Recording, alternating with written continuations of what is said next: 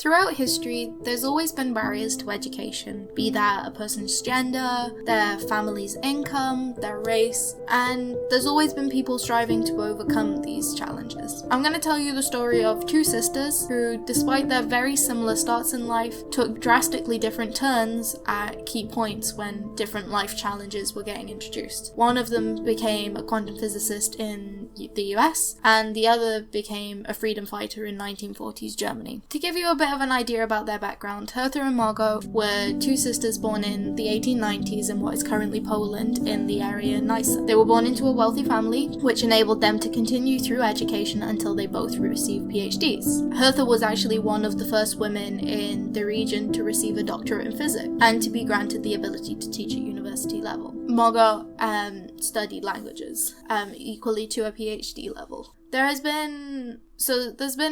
always been many exceptional cases where a person's devotion to their subject has pushed them to excel in spite of the challenges they've been met with. What is sad in this case is, in both the cases of Hertha and Margot, they overcome this initial challenge of being women in an era where access to education for women is very much not there. They've got into academia, they've achieved their respective successes at the University of Berlin in their respective departments. I think Hertha had published 20 publications by the point at which the changing politics in 1933's Germany meant that women were ejected from their positions. So they've kind of gotten themselves up to PhDs, gotten themselves to positions in the faculty at the University of Berlin, only to be kind of over and out ousted from it. So they had different responses to this. Hertha and her husband, who was also in academia, relocated initially to Oslo, before later moving to the US, where Hertha became the first woman on the physics faculty at Duke University, and she remained in that position until 2 years before her death. Margot is assumed to have moved to Spain until the Spanish Civil War in 1936 motivated a move back to Germany, and at that point she was able to resume working at the University of Berlin, before she was then again dismissed from the position for an incompatibility with the head of the department, and though she appealed this decision with the Reich Ministry of Science, Education and Culture, they rejected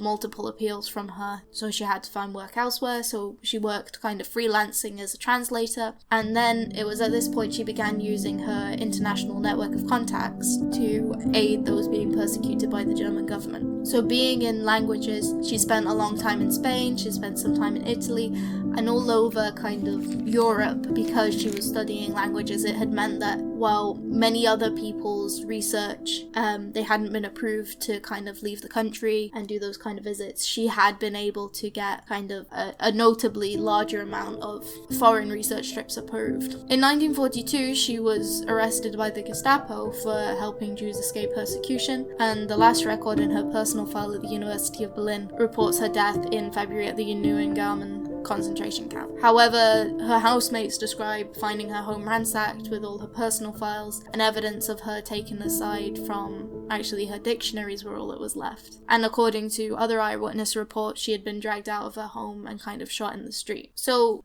one of her associates, Bernard Moray, had received a letter and parcel from her, and in kind of his memoirs he quoted that she'd been killed by the guillotine. How she died will perhaps always remain ambiguous. What I wanted to kind of showcase here is Hertha and Margot had almost the same setup. They both kind of had this wealthy family that's allowed them to get into academia, and they've both been met with the same challenge.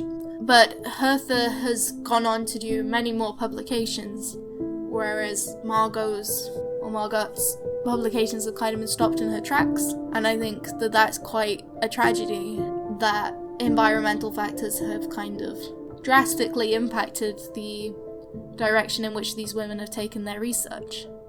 It's obviously a great tragedy what's happened to Margot. If you'd like any more information about either of the sisters, Hertha or Margot, I'll put their Wikipedia links in the chat. There's some great references at the bottom if you wanted to find out even more. I hope you enjoyed. Like and subscribe if you want to. If you're interested in getting into academia yourself, I have a couple of videos on finding PhDs if you're interested. Goodbye!